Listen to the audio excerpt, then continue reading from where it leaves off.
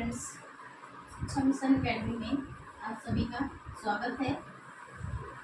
जैसा कि आप सभी को पता है कि हम लोग इस चैनल पे टीजीटी, पीजीटी, एलटी, जीआईसी, प्रवक्ता, होम साइंस की तैयारी कर रहे हैं। ठीक है, तो हम लोगों ने अपनी कल की क्लास में जो पढ़े थे ह्यूमन फिजियोलॉजी एंड एनाटॉमी, उसके बारे में हम लोगों ने डिस्कशन किया था।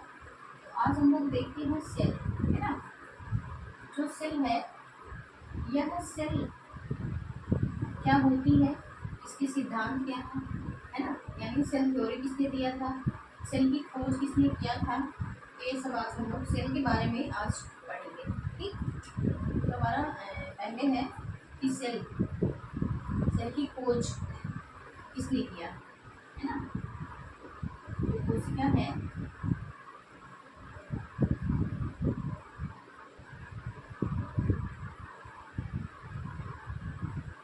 कोशिका की खोज ये किए थे हमारे रॉबर्ट हुक, वैज्ञानिक जो थे रॉबर्ट हुक थे। ठीक,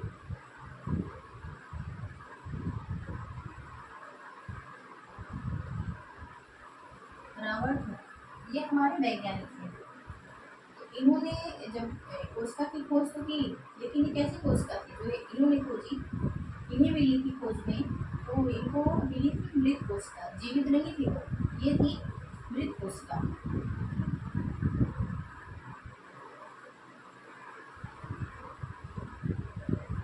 ये मृत कोशिका थी। ठीक, लेकिन जब जीवित, और हमें ये मृत कोशिका की रॉबर्ट हुक ने खोज की थी, और हमें क्या चाहिए, हमारी बॉडी के लिए क्या चाहिए, जीवित चाहिए, है ना। जो ये मृत है, ये तो कोई काम की, हमारी बॉडी में भी जब कोशिकाएं मर जाती हैं, डेड कर जाती हैं, तो वो जो है ऐसे होता है ना, जैसे रूखा रूखा स्किन हो जाता है, तो कोशिकाएं किसी काम की नहीं होती। लेकिन इन्हें खोज पहले इन्होंने ही किया था। लेकिन जब वे जीवित कोशिका की खोज देखते हैं, तो हमें जीवित की कोशिका की जरूरत है, ये मृत कोशिका की नहीं। लेकिन कम से कम ये था, पहली बार इन्होंने खोज किया था। ठीक, अब अगर ये देखते हैं जीवित कोशिका, जीवित कोशिका की खोज,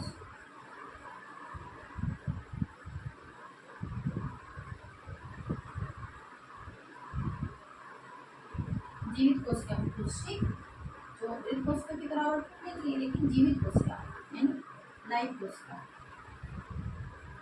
लाइव कोशिका, हमें लाइव कोशिका, जीवित कोशिका की जरूरत हमारी बॉडी में होती है। तो ये इसकी खोज कौन किए थे, ल्यूवेनहॉफ।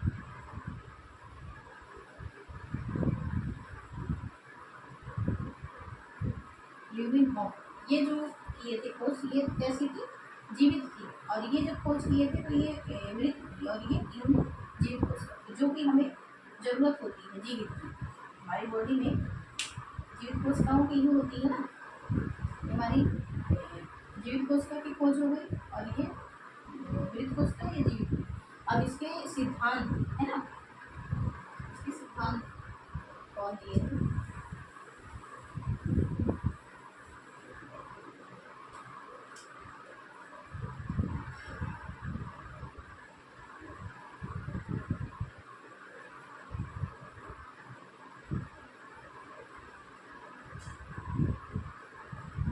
जीवित कोशिका की खोज,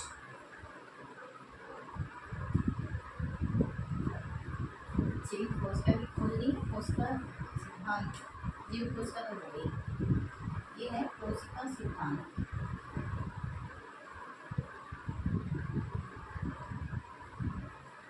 कोशिका सिद्धांत किसने दिया था, स्लाइडेनियस ने। ठीक, स्लाइडेनियस,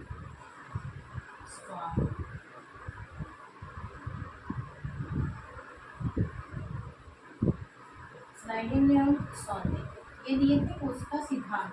कोशिका सिद्धांत का मतलब ये होता है कि जो हमारी कोशिका है ना, हमारी जो सेल होती है, यदि हमें कहीं चोट लग गई, हमें अगर कहीं चोट लग गई, तो वहाँ की सेल, हमारी जो सेल होती है वो क्षतिग्रस्त हो जाती है। तो जो हमारे आसपास की कोशिकाएं होती हैं, है ना, उसके अगल बगल की कोशिकाएं होती हैं, वो उस जगह को कवर कर लेती हैं, यानी रीजनरेट कर देती है, वहाँ पे कोशिका का पुनर्निर्माण करती है। ये कोशिका सिद्धांत भी उन्होंने ये बताया था, स्लाइडेन ने ये बताया था कि हमारी कोशिकाएं जो होती हैं वो पुनर्निर्माण करके जिस जगह पे हमारी कोशिकाएं क्षतिग्रस्त हुई हैं उस क्षतिग्रस्त कोशिकाओं का, है ना, रिकवरी करती है, पुनर्निर्माण करके वहाँ रिकवर कर लेती हैं। जैसे जहाँ कोशिकाएं नहीं वहाँ नई कोशिकाओं का निर्माण करती हैं। ये हमारा था कोशिका सिद्धांत, स्लाइडेन ने बताया था। ठीक, तो हमारी जो रीजनरेट करने की वो होती है क्षमता, जैसे हमारी सेल होती है, जो हमारी बॉडी में सेल हैं कि कहाँ की कोशिकाएं बहुत तेज़ी से रीजनरेट होती हैं, यानी बहुत जल्दी उसको पुनर्निर्माण कर लेती है। तो हमारी बॉडी में होता है एक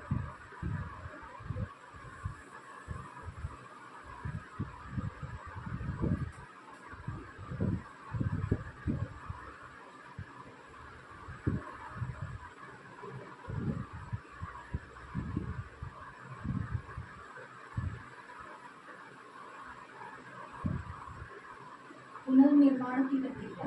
ठीक, ये क्या है, सेल की पुनर्निर्माण यानी रीजनरेट करने की क्षमता कहाँ ज़्यादा होती है,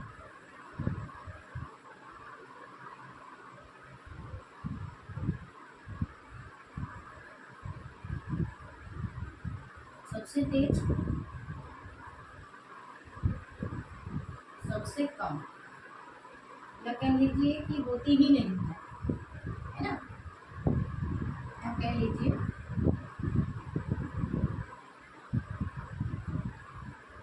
होती ही नहीं।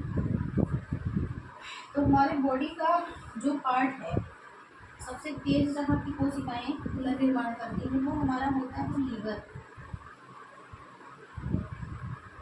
लीवर या ठीक, यहाँ पे हमारी कोशिकाएं बहुत जल्दी रीजनरेट होती हैं, बहुत जल्दी ये ग्रो करती हैं, है ना। और जो सबसे कम रीजनरेट होती हैं कोशिकाएं वो होती है हमारे मस्तिष्क में।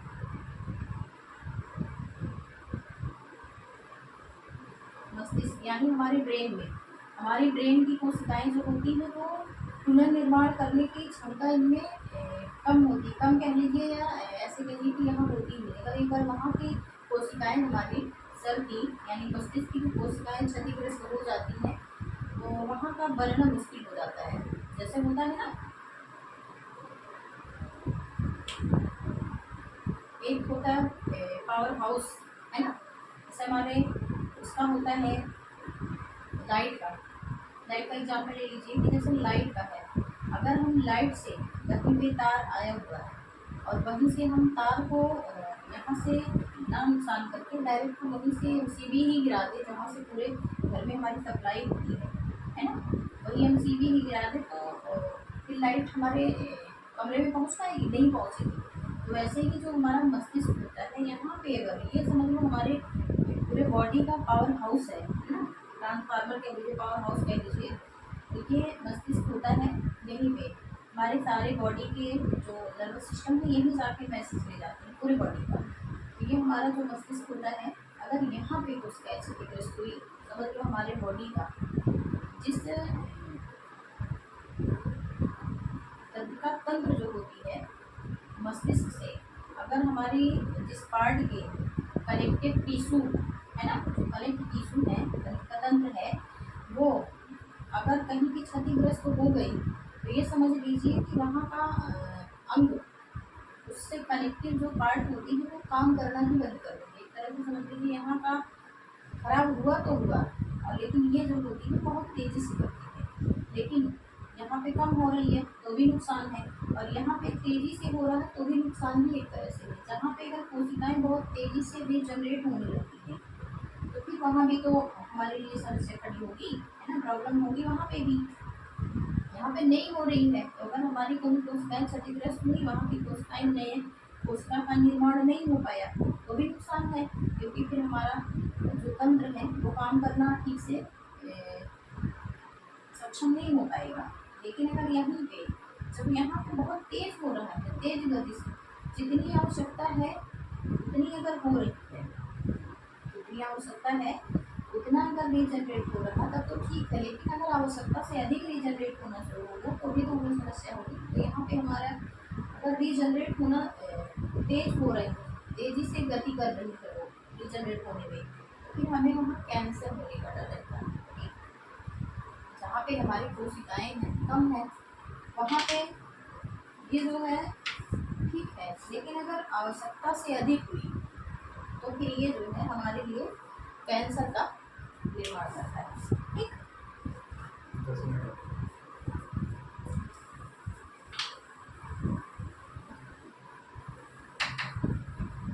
ये हमारी हो गई।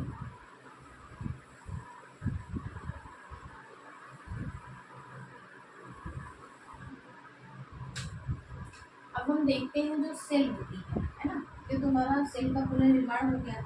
अब सेल देखते हैं कि सेल जो है हमारे और ओवर देखा जाए तो जो सेल है सबसे छोटी जंतुओं में, मनुष्य में और ओवर देखते हैं तो सबसे छोटी जो कोशिका होती है उसको कहते हैं हम ऑल ओवर। सबसे छोटी कोशिका, सबसे छोटी कोशिका हमारा होता है माइकोप्लाज्म।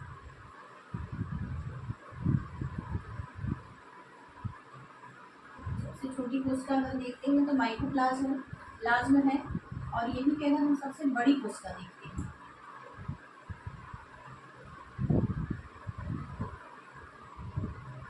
सबसे बड़ी कोशिका तो हमारा हो जाता है शुतुरमुर्ग का अंडा। ठीक,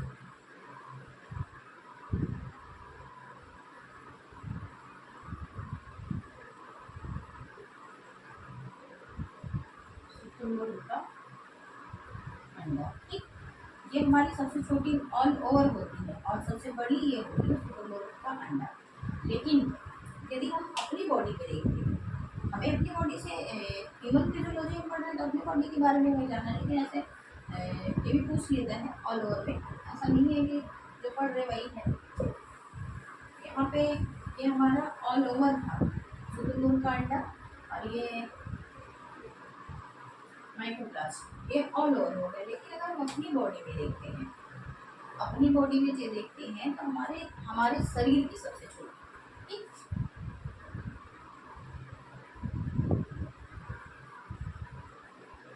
हमारे शरीर की सबसे छोटी, सबसे छोटी कोशिका हमारे शरीर की सबसे छोटी कोशिका जब देखेंगे अपनी बॉडी का तो इसमें आएगा हमारा शुक्राणु यानी स्पर्म। ठीक, शुक्राणु, स्पर्म, इंग्लिश में जिसे स्पर्म कहते हैं, शुक्राणु। और जब हमारी बॉडी की सबसे बड़ी कोशिका देखते हैं, हमारे शरीर की सबसे बड़ी कोशिका,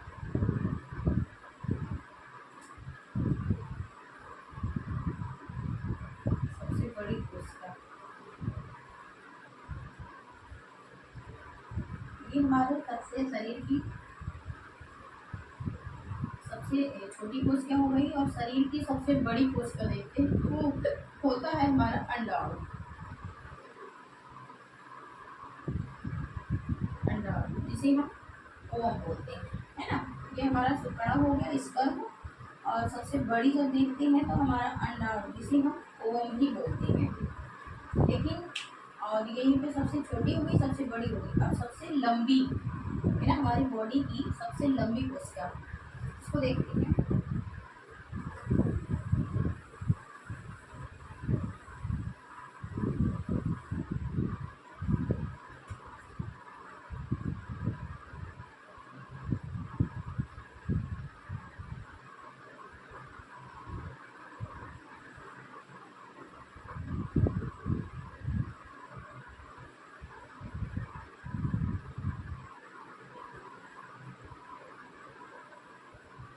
ये हो गई हमारे शरीर की सबसे लंबी कोशिका, तो ये होती है तंत्रिका तंत्र।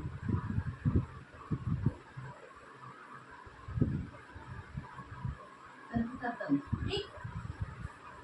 हमारे सबसे छोटी कोशिका देखेंगे तो हमारा स्तंभ होता है यानी शुक्राणु। सबसे बड़ी कोशिका देखते हैं तो हमारा अंडाणु होता है जिसे हम ओवम कहते हैं। सबसे लंबी कोशिका अगर हम देखते हैं तो हमारी होती है तंत्रिका तंत्र। ठीक, ये हमारी तंत्रिका तंत्र सबसे लंबी होती है क्योंकि हमारे जो ब्रेन तक मैसेज ले जाती है, मस्तिष्क तक जो मैसेज ले जाती है हमारी बॉडी का, ये तंत्रिका तंत्र का ही काम होता है ना। तंत्रिका तंत्र जो होता है एक तरह से केमिकल संदेश वाहक होता है ना, मैसेज का आदान प्रदान करने वाला। अगर ये तंत्रिका तंत्र काम करना बंद कर दे तो हमारे जो ब्रेन तक मैसेज ले जाने का है सिस्टम, वो समझ लो जहाँ हमें लगी, हमें यही तंत्रिका तंत्र फील करवाता है। बॉडी में कहीं चोट लगी है, क्या हो रहा है, तंत्रिका तंत्र ही फील करवाता है। ये तुरंत ब्रेन तक मैसेज ले जाता है और ब्रेन पूरा तुरंत एक्टिव होता है। ठीक, ये हमारी हो गई कोशिका, सबसे बड़ी, सबसे छोटी, सबसे लंबी, ऑल ओवर। अब हम आते हैं रिंग सेल पे। ठीक, सेल, ये जो सेल है, सेल सेल को हम सबसे छोटी, है ना, सेल को सबसे छोटी संरचनात्मक और क्रियात्मक सेल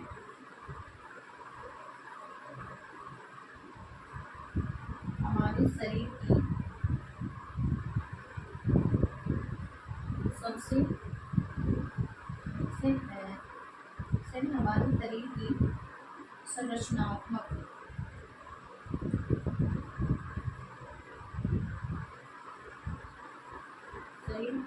हमारे शरीर की संरचनात्मक एवं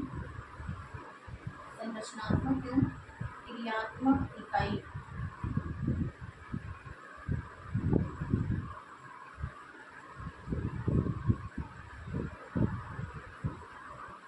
सेल है कोशिका। ये हमारे शरीर की सबसे छोटी, इसे सबसे छोटा माना जाता है। जैसे हम कल पढ़े थे कि हमारे जो टिश्यू होते हैं, टिश्यू से हमारे, है ना, बनते हैं ऑर्गन, ऑर्गन से ऑर्गन तंत्र बनते हैं, फिर बॉडी बनता है। तो पहले हमें क्या मिलता है, सेल मिलता है। तो सेल हमारे शरीर की सबसे छोटी है संरचना करने वाली। जैसे अभी पुनर्निर्माण कर रही थी, है ना, रिजनरेट कर रही थी और कोशिकाओं का, तो ये संरचनात्मक है, संरचना कर रही, निर्माण कर रही है और उसमें फिर क्रिया कर रही है। जब संरचना कर रही थी, निर्माण हो जाता हमारे अंग का, तो वो फिर क्रिया करना प्रारंभ करते हैं। तो ये दोनों की सबसे छोटी इकाई है ना, सबसे छोटी इकाई है। जैसे हम खाते हैं तो हमारा सबसे छोटा मौलिक कोश टूटता है। खाने को तो हम बहुत बड़े बड़े टुकड़ों में खा लेते हैं, लेकिन जब वो खाना डाइजेस्ट होता है ना, उसके पोषक तत्व छोटे छोटे मॉलिक्यूल्स में टूटते हैं, तो फिर वो हमारी ब्लड में मिलने के योग्य होते हैं, है ना।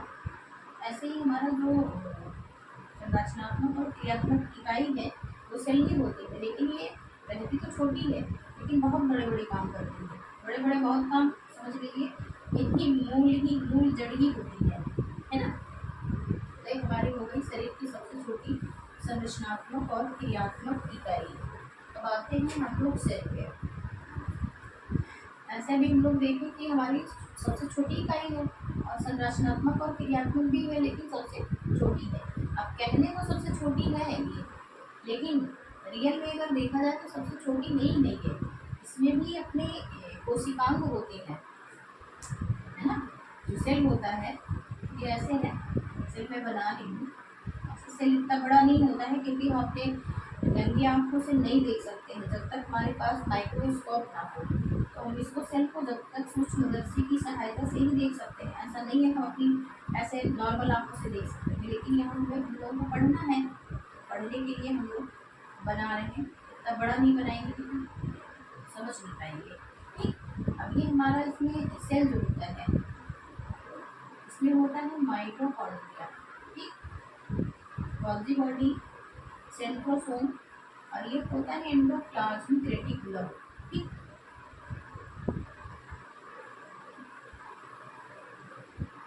ये होता है एंडोप्लाज्मिक रेटिकुलम।